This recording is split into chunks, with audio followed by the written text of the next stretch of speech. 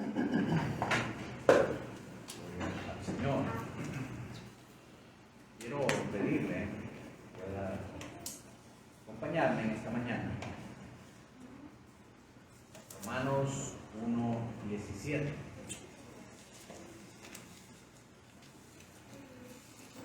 Romanos 1:17 dice así la palabra del Señor. Porque en el Evangelio la justicia de Dios se revela por fe y para fe. Como está escrito, mas el justo por la fe vivirá. Busquemos el rostro del Señor una vez más en oración. Padre nuestro que estás en los cielos, Señor, santo es tu nombre en toda la tierra. Dios nuestro, venimos ante ti esta mañana, humillándonos, Señor, con nuestro corazón, pidiéndote que tengas misericordia de nosotros pecadores, pidiéndote, Señor, con todo nuestro ser, que puedas iluminar esta bendita palabra para nosotros. Que hable, Señor, a nuestra mente y a nuestro corazón. Que abras nuestros oídos físicos y nuestros oídos espirituales.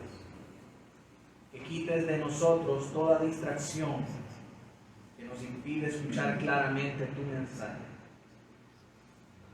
Señor, prepara el terreno de nuestro corazón con tu gracia soberana para que pueda ser un terreno fértil. Que la semilla de tu palabra pueda quedar depositada, Señor. Tiempo, Padre, pueda dar frutos de justicia, Señor, frutos dignos de arrepentimiento, frutos que te alaben a ti en todo momento, Señor. A la gloria de tu nombre, oramos en Cristo Jesús. Amén y amén. Bien, mis hermanos, llegamos a la segunda parte de nuestro estudio acerca del Evangelio eterno. Estamos contestando la pregunta: ¿qué cosas son necesarias para que nosotros podamos alcanzar la salvación? Si usted ha venido conmigo todas estas semanas, se recordará que dedicamos casi 2 meses a estudiar a profundidad acerca de la primera cosa que es necesaria.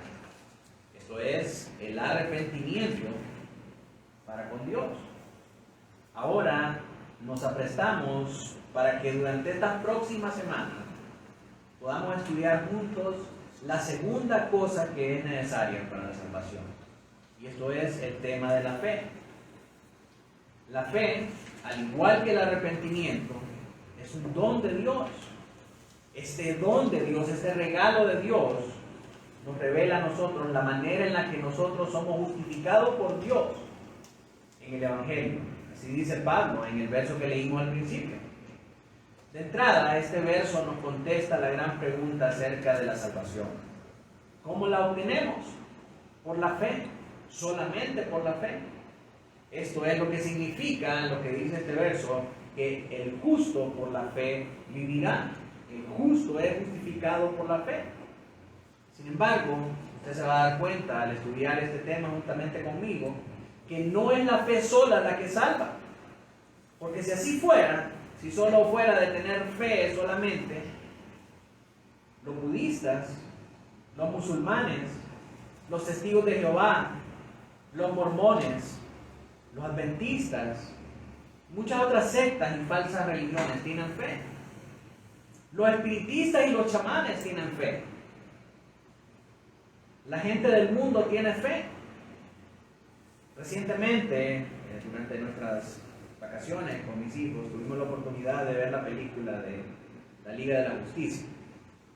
Sorprendentemente, es bastante inusual que se mencionan frecuentemente estos dos términos, fe y justicia, de manera conjunta en esta película secular. Uno diría, ¿quién esperaría encontrar estos dos términos juntos de esta manera en una película secular? Uno de los principales personajes llega al punto de decir, estoy haciendo las cosas no con el uso de la razón, sino con la fe. Y todo esto para ponerle solamente el ejemplo de que el mundo también tiene fe. Estas películas obedecen a una cosmovisión meramente secular, no espiritual. No es como que ellos agarraron la Biblia y fueron a poner en práctica todos los principios, sino que están hablando de una fe secular. El mundo tiene fe, pero cada uno de los grupos que mencionamos tienen su fe puesta en los lugares y las personas equivocadas. Por tanto, la fe que tienen, en lo que sea que tengan fe, no tiene la capacidad de salvarlos. ¿Por qué razón? Porque la Biblia dice que la fe salvadora es en Cristo Jesús solamente. Así que no basta solo con tener fe, tiene que ser fe en Jesucristo, el Hijo de Dios. Hechos 20:21, usted recordará que es de los textos base que hemos estado estudiando para determinar estas dos cosas que necesitamos para ser salvos. Nos muestra en la iglesia de los Hechos que Pablo iba testificando a judíos y a gentiles acerca del arrepentimiento para con Dios y de la fe, pero no la fe sola, sino que la fe en nuestro Señor Jesucristo. Por tanto, nuestra fe, para que sea salvífica, para que pueda salvar, tiene que ser en Jesús, solamente en Jesús. ¿Por qué solo en Jesús? Porque solo Jesús murió por nosotros en la cruz del Calvario para aplacar la ira de Dios por la culpabilidad de nuestro pecado, reconciliándonos con el Padre y haciéndonos hijos suyos. Solo Jesús hizo eso y nadie más. Ninguno de los ídolos de las demás religiones ha hecho eso por sus seguidores. Joseph Smith no murió por sus seguidores. Elena G. White no murió por sus seguidores. Mahoma no murió por sus seguidores. Mucho menos Buda no murió por sus seguidores. Jesucristo sí murió por aquellos que Él escogió desde antes de la fundación del mundo. Y aún sí pudiéramos encontrar evidencia histórica de que cualquiera de estos ídolos murieron por sus seguidores, y aunque en efecto lo hayan hecho, digamos que Alá sí se presenta prueba irrefutable de que dio su vida por sus seguidores. Aunque Mahoma hubiera dado su vida por sus seguidores, carecería de mérito y de virtud para hacer un sacrificio perfecto, justo y santo delante del Padre. Así que aunque Mahoma diera su vida por sus seguidores, Mahoma no sería una ofrenda santa, justa y perfecta delante de Dios. ¿Por qué? Porque no se trata solamente de ser absolutamente bueno como la Madre Teresa. Se trata de ser absolutamente santo, absolutamente justo y absolutamente perfecto en todos sus caminos, en obediencia con la ley de Dios. Ningún hombre es capaz de obedecer a la perfección la ley de Dios. Por lo tanto, ningún hombre tiene la capacidad de ser absolutamente perfecto, absolutamente bueno y absolutamente santo. Solo Cristo Jesús es el único capaz de alcanzar esa perfección total.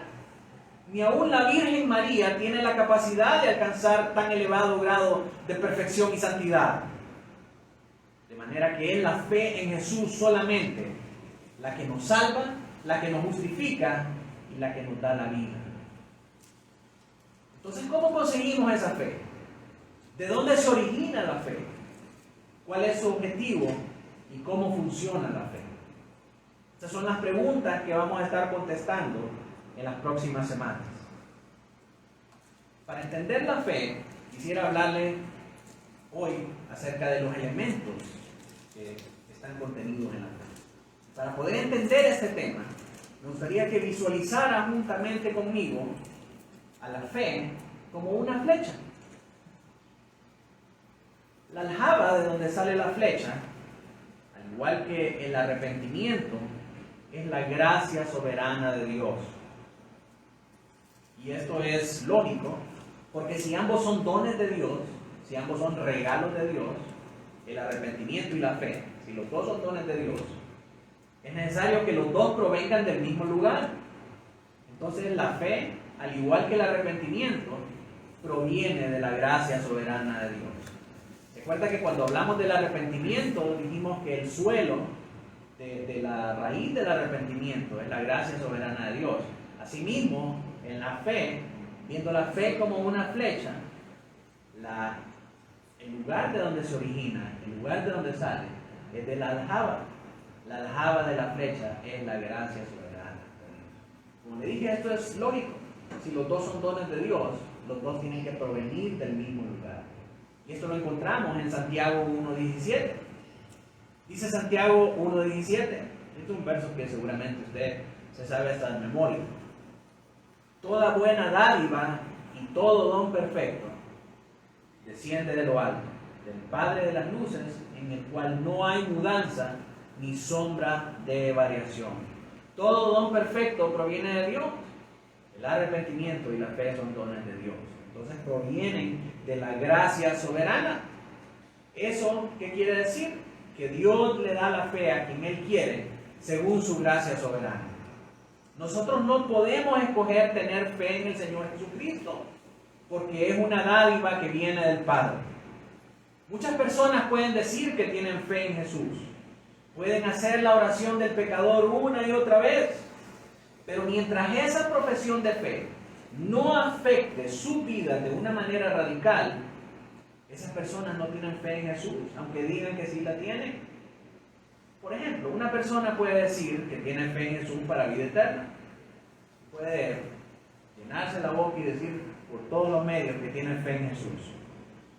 Pero en su vida diaria realmente se va a evidenciar si tiene esa fe de la que tanto habla. Porque si tiene fe en Jesús, la vida de esa persona estaría marcada por rehusarse a conformarse al mundo. Una persona que tiene fe rechazaría inmediatamente cualquier cosa que le lleve a apartarse de Dios y de la iglesia. Y por el contrario, estamos viendo allá afuera personas que dicen tener fe en Dios y que pasaron un llamado al altar y que hicieron la oración del pecador, pero no van a la iglesia. Pero no hay nada en su vida que nos lleve a nosotros a ver frutos de justicia. No hay nada en su vida que nos lleve a nosotros a realmente contemplar que esa persona está separada del mundo. Por el contrario, lo vemos y vemos que no hay ninguna diferencia entre el mundano que no tiene fe y la persona que dice haber tenido fe y haber tenido una experiencia sobrenatural con Dios y haber hecho una confesión de fe y haber hecho una oración del pecador y pasado a un altar. Y aún así no se separa en nada del mundo. Se parece totalmente a la gente del mundo. Una persona que verdaderamente tiene fe tomaría una postura enérgica contra lo que es pecado. Se conduciría en el temor de Dios en todos sus caminos y no solamente en la iglesia el domingo. Tomaría decisiones cruciales para su vida buscando honrar primero a Dios. Porque una persona que tiene fe en Jesús vive acorde a su profesión de fe. Eso es tener fe. Tener fe no es tener una religión, sino que es vivir conforme a la profesión de fe. Entonces yo le pregunto a usted en esta mañana, ¿qué tiene? ¿Tiene fe? Únicamente una noción cultural de lo que es tener fe. De lo contrario, si nuestra fe no se manifiesta de esta manera, es una fe muerta. Es una fe como la que tiene el mundo. Y eso es, mis hermanos, lo que nos distingue a nosotros del cristianismo bíblico verdadero y el cristianismo cultural o cristianismo nominal. ¿Qué es el cristianismo cultural? Esos son los que solamente son cristianos por un status quo, por mantener el estatus. Porque, uy, qué feo que digan que uno es ateo. Si la abuelita era cristiana, nosotros también somos cristianos. Pero es algo que han heredado culturalmente, no porque sea una convicción, Todos dicen que son cristianos porque nadie se quiere ir al infierno. Todos se quieren ir al cielo. Porque eso es lo que les enseñaron desde niños. Usted tiene que decir que usted es cristiano. Pero no porque realmente sea una creencia y una convicción en su corazón. Ser cristiano se evidencia por el tipo de vida que una persona lleva.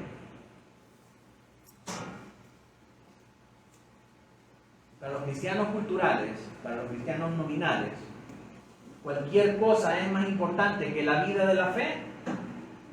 En cambio, el cristianismo bíblico evidencia esa profesión de fe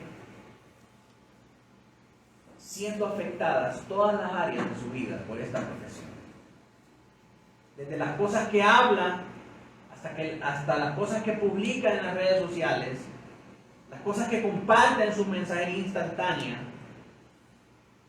hasta la forma en cómo se conduce cuando no está en la iglesia y cuando nadie lo mira. Todas estas cosas tienen que ser afectadas por nuestra fe. Somos cristianos por nuestra profesión, no por asistir a una iglesia. Niños, ustedes no son cristianos porque sus padres son cristianos. Ustedes no son cristianos porque nacieron en un lugar cristiano. Ustedes no son cristianos porque vienen a la iglesia todos los domingos con sus padres. Ustedes son cristianos y van a ser cristianos cuando puedan, con sus propios labios, confesar que su fe está puesta en Jesús para su salvación eterna. Esa es la manera en cómo somos nosotros cristianos. Entonces, tenemos que considerar si realmente tenemos este tipo de fe. He visto con el auge de las redes sociales a muchos cristianos jactanciosos haciendo alarde de que tienen una sana doctrina y que asisten a una iglesia bíblica, pero que son ligeros para compartir cualquier cantidad de profanidades en sus plataformas sociales en nombre del buen humor. Ah, no, pastor, solo es un chiste. Pastor, solo es un meme. Pero con ese tipo de contenido están profanando el nombre de Dios. Y eso no es propio de un cristiano bíblico. Un cristiano que entiende que su profesión de fe, que tener fe, tiene que evidenciarse en todas las áreas de su vida.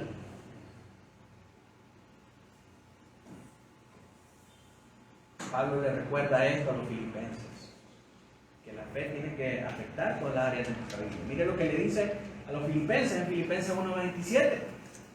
Solamente que os comportéis como es digno del Evangelio de Cristo. Mis hermanos, ¿qué dirían tus amigos o tus contactos del WhatsApp o tus contactos de Facebook al ver todas las cosas que tú compartes? Pudieran dar testimonio con una limpia conciencia de que efectivamente eres cristiano, de que efectivamente la profesión de fe que tú hiciste delante de muchos testigos es compatible con el tipo de vida que tú tienes, es compatible con el tipo de vida que tú llevas. ¿Te comportas como es digno del Evangelio?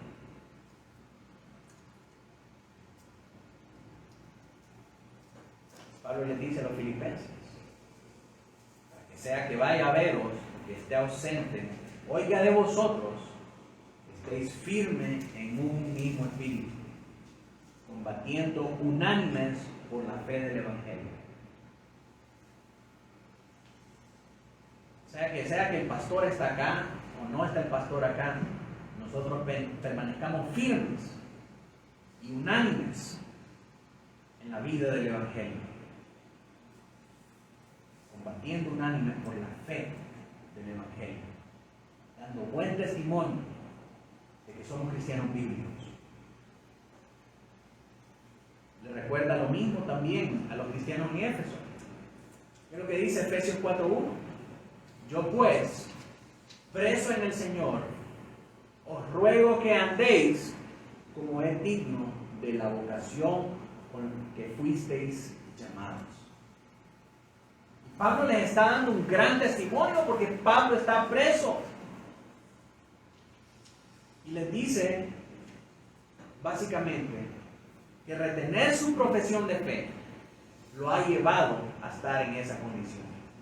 Y anima a los cristianos en un tiempo de persecución, en un tiempo donde era ilegal congregarse, en donde era ilegal ser cristiano. Dice, retengan firmemente esta profesión de una manera digna de esta vocación a la que han sido llamados. Tenemos que saber que algunas veces retener la fe, confesar la fe, nos va a meter en problemas.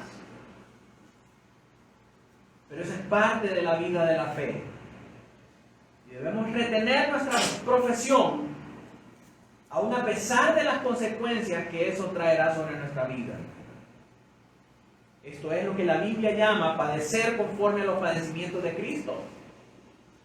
Pablo le recuerda nuevamente a los filipenses que esto no es solamente un deber de un verdadero cristiano, sino que es un privilegio.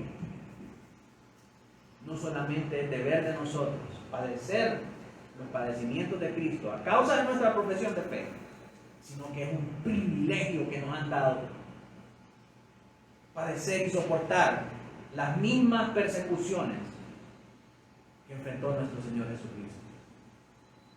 Creo que le dice Filipenses 1:29. Porque a vosotros os es concedido, a causa de Cristo, no solo que creáis en Él, sino también que padezcáis por Él. Sin embargo, yo le puedo dar 1000 sermones acerca de lo que es tener fe. Usted se puede sentir confrontado y actuar acordemente durante un tiempo. Si su fe es verdaderamente una dádiva de Dios, un don de Dios, usted se va a mantener en el camino. Y puede ser que se aparte del camino por un tiempo breve. No como aquellas personas que les preguntan, ¿y usted es cristiano?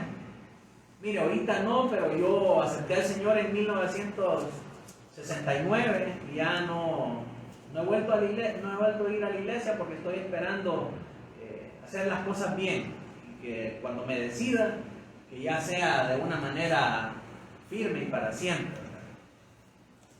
Si es del 69 dice que aceptó al Señor y no ha perseverado en ese camino, amigo, siento decirle de que usted no es cristiano.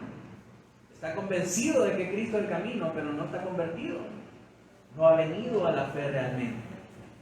Porque aquel que es del Señor, que ha recibido la dádiva, el don del arrepentimiento y el don de la fe, no puede estar apartado del camino verdadero del Señor. Quizás se aparte por un tiempo, pero el Espíritu Santo lo va a traer de regreso. Al final regresará donde pertenece y el Espíritu Santo lo va a traer. Porque siempre llama a aquellos que son de Él. Algunas veces los llama con lazos de amor y otras veces los trae con la vara de la corrección. Cuando algún hermano se ha salido del camino, en algunas ocasiones usted recordará que hemos rogado a Dios para que lo pueda traer con lazos de amor. Pero cuando no hay remedio, entonces oramos que sea con su vara de disciplina, para lograr de esa manera la salvación de su alma. Y esa vara de disciplina de Dios es implacable. El autor de Hebreos dice en Hebreos 10:31, horrenda cosa es caer en manos del Dios vivo. Horrenda cosa es caer en manos del Dios vivo. Y el contexto de este pasaje, el autor de Hebreos está hablando acerca de los que pisotean el nombre del Señor y los que tienen por inmunda la sangre de Cristo. Es decir, aquellos que se mofan de ser cristianos. Aquellos que toman con ligereza el hecho de que Jesús murió por nuestros pecados para darnos vida eterna. Para ellos, para los que hacen burla de las cosas del Señor, Hebreos dice, horrenda cosa es caer en las manos del Dios vivo. No obstante, debemos recordar que la disciplina es también un acto de amor de parte de Dios ante nuestra propia necedad y rebeldía de nuestro corazón, por muy dura que pueda parecer. La disciplina es la manera en la que Dios nos llama de regreso al redil, Hebreos 12, del 5 al 6 dice: y habéis ya olvidado la exhortación que como a hijos se os dirige, diciendo: hijo mío, no menosprecies la disciplina del Señor, ni desmayes cuando eres reprendido por Él, porque el Señor al que ama disciplina y azota a todo el que recibe por hijo. Al final, mis amados, el que es de Dios va a regresar siempre a redimir. A veces hecho pedazos, quebrantado y humillado, pero va a regresar. Y nosotros, como sus hermanos, como su familia de la fe, lo vamos a recibir con un vestido nuevo, con un anillo de pacto, con banquete y con celebración, así como el pródigo. Y otras veces quizás no regrese. O Dios simplemente decide llevárselo para que no se pierda en este mundo. Y así salvar su alma del castigo eterno. Mi hermano, es mejor venir al Señor con lazos de amor que con la vara de corrección. Y si el Señor te baja la vara de corrección, a veces tendrás que regresar quebrantado, humillado, sin nada, como el pródigo. O quizás no regreses. Así que aprovecho para hacerte esta exhortación. Si eres del redil de Dios, no esperes a que te llame con esa vara de corrección. No esperes a que te quebrante, a que te quite el motivo de tu altivez, de tu confianza y de tu seguridad antes de volverte a Él. Atiende al llamado con lazos de amor. Aquellos que han recibido verdaderamente el don de la fe van a volver a Él. Y los que no, simplemente se apartan, evidenciando que no son de Dios. Todavía, y añado eso, todavía. Porque quizás más adelante Dios tenga misericordia de ellos también. Si no es en este mundo, pues quizás en la eternidad. Pero eso solo Dios lo sabrá. Como dice el Salmo, la salvación es de Jehová. Porque al final del día, hermanos, la fe es una dádiva de Dios. Es una flecha que sale de la aljaba de la gracia soberana de Dios.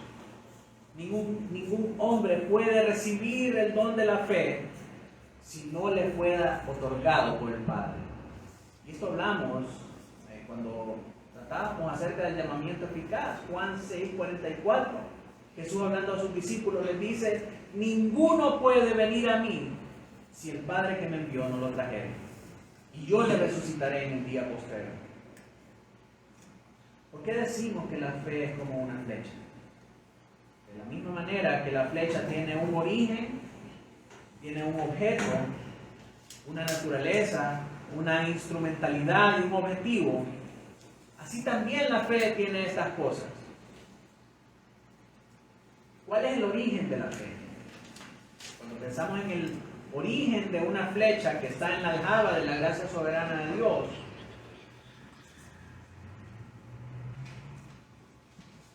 podemos ver que el origen de esa flecha es la gracia soberana de Dios.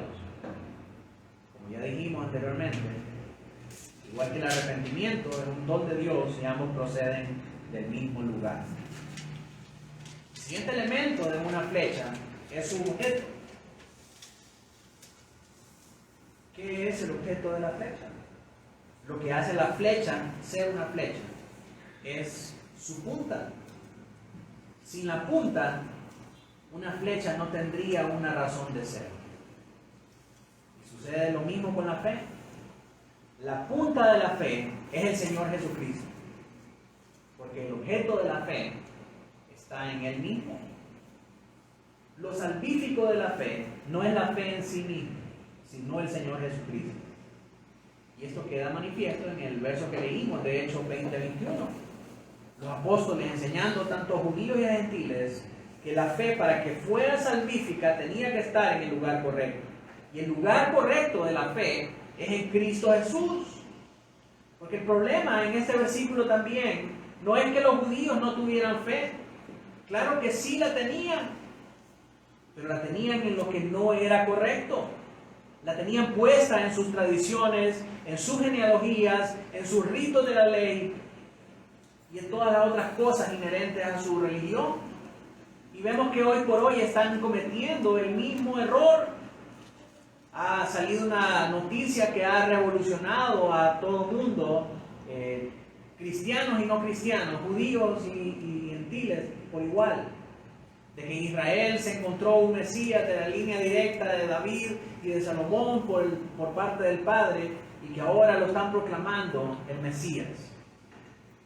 Esta gente está poniendo su fe en genealogías interminables y en tradiciones, como Pablo le menciona a Timoteo. Están poniendo la fe en lugares incorrectos, porque el Mesías ya vino, el Mesías ya murió, ya resucitó, ya dio salvación a su pueblo. Y ellos han errado en poner su fe en el lugar correcto.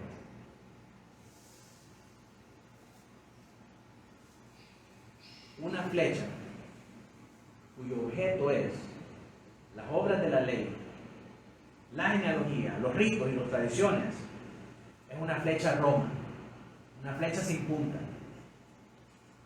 Era necesario que los judíos y los gentiles, desde aquella época hasta ahora, pongamos nuestra fe en el Señor Jesucristo, para que esa flecha sea verdaderamente una flecha con punta, una flecha con un objeto. El objeto de nuestra fe es el Señor Jesucristo. El siguiente elemento que posee una flecha es un ástil. El ástil de una flecha de su cuerpo. El ástil de la fe es su naturaleza, la naturaleza de la fe. Esto es lo que impulsa a una flecha a actuar conforme a su objeto. Si usted no va a ver una flecha volando en sentido contrario, si usted dispara una flecha, la flecha no se va a ir para atrás, porque el objeto de la flecha la hace ir para adelante. Esa es la naturaleza de la flecha. La flecha se dirige hacia adelante solamente. Asimismo, la naturaleza de la fe es actuar conforme a su objeto, actuar conforme a Cristo. El ástil de la fe es la convicción de la verdad del Evangelio y el compromiso del creyente con la confianza puesta en ese Cristo del Evangelio. Aquí es donde nosotros realmente le damos el sentido de la fe que nos dice la Escritura y el que muchos de nosotros como evangélicos utilizamos para definir la fe. Hebreos 11.1. Usted le pregunta a un evangélico ¿qué es la fe? Siempre le va a citar Hebreos 11.1. ¿Qué dice Hebreos 11.1? Es pues la fe, la certeza de lo que se espera y la convicción de lo que no se ve. ¿Sí? Así que la naturaleza de la flecha o la naturaleza de la fe es esta convicción de la verdad del Evangelio y el compromiso del creyente con la confianza puesta en Cristo Jesús, el Cristo que nos revela a nosotros el Evangelio. Más adelante, en las semanas subsiguientes, nosotros vamos a estar desarrollando un poco más acerca de este tema, para que usted lo pueda comprender un poco mejor. Lo que quiero que mire ahorita es que hay mucho más cosas en la fe de lo que muchas veces nosotros conocemos o nos limitamos a conocer. No es solamente venir y definir la fe como la certeza de lo que se espera y la convicción de lo que no se ve. ¿Qué significa eso? Si a usted le pregunta qué significa eso, lo van a agarrar en curva. Y va a empezar a inventar y va a empezar a titubear y no va a poder explicar. Así que es necesario que nosotros comprendamos que hay muchas cosas más acerca de la fe que nosotros tenemos que entender. Es importante estudiar este tema, porque la Biblia llama a este tema del arrepentimiento y de la fe los rudimentos, la parte esencial de la doctrina, la parte básica de la doctrina. Pero imagínense que como cristianos ni siquiera estamos familiarizados con estos rudimentos. ¿Cómo pretendemos entonces avanzar con el estudio de la doctrina sólida? ¿Cómo pretendemos avanzar hacia cosas más profundas si no conocemos lo básico? Es mi intención entonces, mis hermanos, que al estudiar todos estos temas nosotros podamos ser maestros en arrepentimiento y en fe, para que de esta manera podamos avanzar hacia las cosas más profundas en Dios. Porque esto nos exhorta a su palabra. Mire lo que dice Hebreos 5:12. Porque debiendo ser ya maestros, después de tanto tiempo. ¿Cuánto tiempo tiene usted en el Evangelio?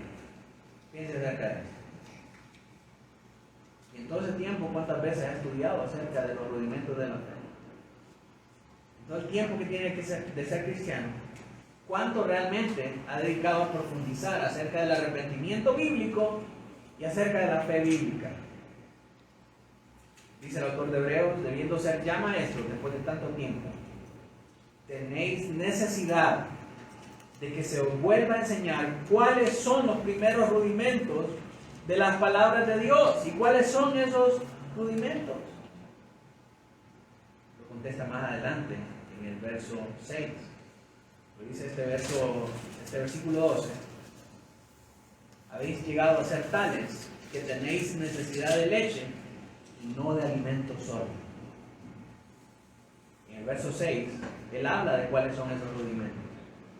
Miren lo que dice, versos del 1 al 3. Por tanto, dejando ya los rudimentos de la doctrina de Cristo, vamos adelante a la perfección, no echando otra vez el fundamento de ¿qué? Arrepentimiento de obras muertas y de la fe en Dios. Eran cosas básicas para la iglesia al principio. De la doctrina de bautismos y de la imposición de manos, de la resurrección de los muertos y del juicio eterno. Y esto haremos si Dios en verdad lo permite. Pablo exhorta a la iglesia a avanzar y no quedarse una y otra vez en los rudimentos de la fe, que son el arrepentimiento de obras muertas y la fe en el Señor Jesucristo. Así que, amados, es preciso que nosotros avancemos en el estudio de estas cosas, que podamos ser maestros. Así que ya vio usted el origen de la fe, vio el objeto de la fe y vio la naturaleza de la fe. El origen, la gracia soberana. El objeto de la fe, Cristo Jesús. La naturaleza de la fe, la convicción en la verdad del Evangelio y el compromiso hacia el Cristo verdadero de los Evangelios. El siguiente elemento de una pluma son el siguiente elemento de una flecha son sus plumas. Las plumas simbolizan la instrumentalidad de la fe. Esto quiere decir aquello que le da dirección a esa flecha y que le ayuda a navegar de forma recta, sin torcerse y sin perder su trayectoria y llegar a su objetivo contra todo viento de oposición. Porque aquí está la cosa. Si usted dispara una flecha, hay un montón de enemigos contra los que esa flecha corta. El viento contrario puede hacer que la flecha se desvíe. Pero para eso tiene esas plumitas ahí, para que le dé la dirección, la trayectoria y que esa flecha no se desbalancee, no se tuerce, sino que llegue al objetivo al que tiene que llegar. ¿Cuáles son esas plumas que le dan esa dirección a la flecha? ¿Cuál es esa instrumentalidad que tiene la fe? Esa instrumentalidad que hace navegar nuestra fe contra la corriente de este mundo y contra los emergentes vientos de doctrina, es la doctrina de la justificación por la fe. La doctrina de la justificación por la fe. Y la Biblia enfatiza esto en muchos lugares y de todas las maneras posibles. Hay algo único y exclusivo de nuestra fe que la hace diferente a todas las demás. Y es precisamente esta doctrina de la justificación por fe, la cual es una doctrina bíblica. No es solamente una doctrina de la denominación bautista reformada o de la denominación metodista o de alguna denominación en particular. Es una doctrina bíblica. Y es precisamente lo que leímos al principio de este mensaje, en Romanos 1:17. Que en el Evangelio la justicia de Dios se revela por fe y para fe. Está escrito, mas el justo por la fe vivirá. esto nos habla a nosotros acerca de la justificación por la fe, que es una doctrina bíblica. Hay tres cosas que nosotros necesitamos saber acerca de esta doctrina. La primera es que esta doctrina nos separa a nosotros como protestantes del catolicismo romano. Pues es la verdad que arrasaron los reformadores al levantarse contra la tiranía de la tradición romana.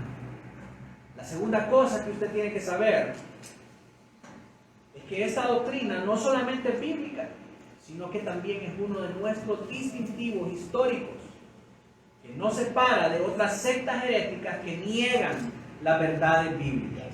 Si alguien dice o alguien enseña que la salvación y la justificación la obtenemos por cualquier cosa separada de la fe, esa es una herejía. Esa es una enseñanza que está en contra de lo que la Biblia nos enseña. Y en tercer lugar, sin la doctrina de la justificación por la fe, perderíamos la trayectoria y fallaríamos en dar en el blanco. Terminaríamos así como los católicos romanos, poniendo nuestra fe en María, o pensando que nuestras buenas obras pueden salvarnos. Y es por eso, mis hermanos, que esta doctrina es muy importante. Finalmente está el objetivo previsto, el blanco. ¿Cuál es el blanco de esa flecha? Hablábamos en el llamado a la adoración esta mañana, que ninguna flecha fue hecha para quedarse en la aljaba de un guerrero. Todas las flechas van a ser siempre disparadas hacia un blanco, especialmente si son flechas en la aljaba de Dios. No solamente van a ser disparadas, sino que siempre van a dar en el blanco. Si una flecha es de Dios, siempre va a ser disparada y siempre va a dar en el blanco. Dios no erra en el blanco, Dios siempre acierta en el blanco al que está disparando su flecha. ¿Y cuál es el objetivo de nuestra fe? ¿Cuál es ese blanco hacia lo que nos dirige nuestra fe? Dios tiene una razón para crear un camino de salvación que es solo por la fe. Y eso es para que los hombres puedan llegar a la seguridad de su salvación. Dios no solamente quiere salvar a los hombres, sino que también quiere que los hombres sepan que han sido salvados. ¿Qué punto tendría tener fe si no pudiéramos saber nosotros realmente que somos salvos? ¿De qué nos sirve tener fe si estamos dudando si somos salvos o no? Si esta verdad de la salvación no pudiera ser afirmada, entonces nunca podríamos llegar a tener una verdadera fe. Siempre quedaría un margen de duda. Y la duda es pecado, porque no proviene de la fe, nos dice el libro de Romanos. Romanos 14:23. Porque el que duda sobre lo que come es condenado, porque no lo hace con fe. Y todo lo que no proviene de fe es pecado. Mis amados, Dios tiene el propósito de darnos seguridad en nuestra salvación a través de la fe, lo cual requiere de un estudio de la diferencia entre la fe salvadora de la Biblia y la fe falsa que predican los enemigos de nuestra fe. Es mi oración sincera, desde el fondo de mi corazón, que al final de esta serie usted puede estar absolutamente seguro de que usted ha sido salvo o de que usted aún no lo es. Para que si en verdad es salvo, usted pueda continuar perseverando en este camino hasta avanzar en madurez, como nos dice Hebreos 6.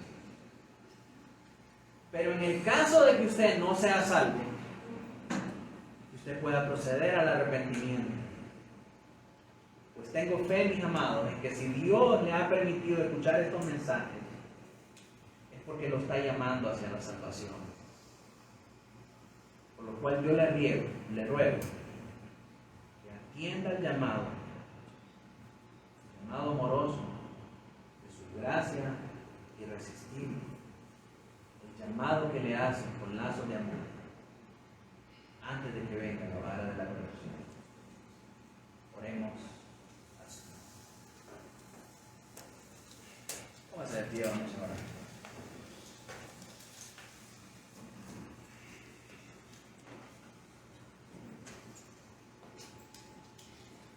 Dios Todopoderoso, Padre Celestial, damos gracias en esta mañana por haber hablado a nuestros corazones acerca de la fe verdadera, la fe salvífica, que es un don tuyo, Señor,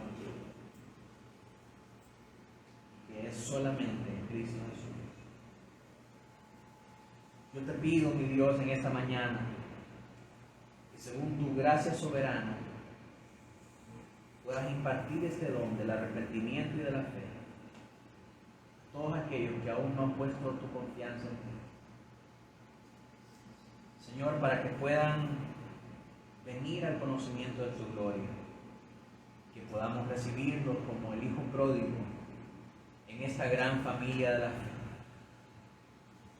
Que si ellos mueren ahora, puedan tener la seguridad de que estarán contigo eternamente, en aquel lugar donde no hay llanto, ni dolor, ni tristeza, ni maldad,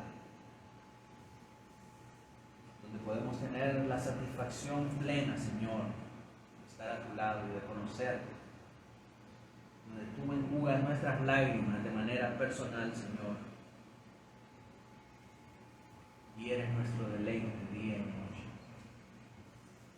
Te ruego también por mis hermanos, Señor, a los que tú les has concedido de manera inmerecida poder tener este don, Señor, igual que a mí.